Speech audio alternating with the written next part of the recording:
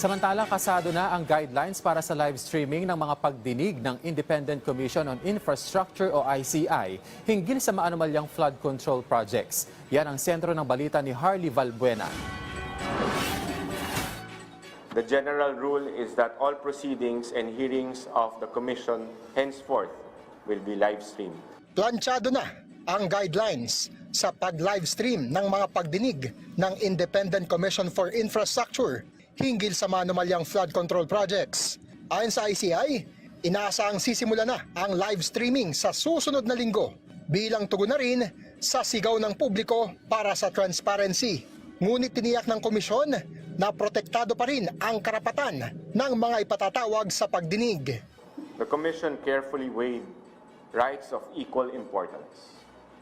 First, the Filipino people's right to information, and second, the right of resource persons and of individuals who may be mentioned during the proceedings to due process. Pero ang mga iimbitahang resource persons ng ICI bibigyan ng pagkakataong humiling ng executive session tulad din ng ginagawa sa mga pagdinig ng Senado at Kamara, at ang executive session ay magiging closed door at hindi ila-live stream.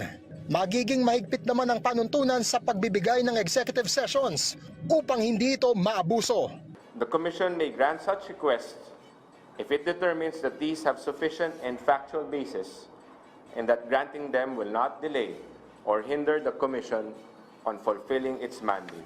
Kabilang sa mga ikokonsiderang dahilan sa executive sessions ay kung ang impormasyong ilalahad ng isang resource person ay pwedeng makaapekto sa national interest o national security, kung malalagay sa peligro ang kanyang buhay, o kung ang impormasyon ay magiging hadlang lamang sa investigasyon.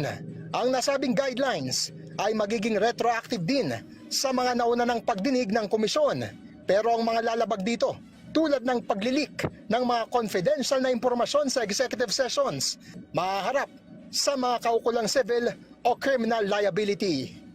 Sa ngayon, ay oobligahin pa rin ng ICI ang lahat ng resource persons na personal na dumalo sa mga pagdinig, at hindi pa rin papayagan ang pagdalo via online platform o video call, partikular para sa mga nasa ibang bansa tulad ni resigned Congressman Zaldico.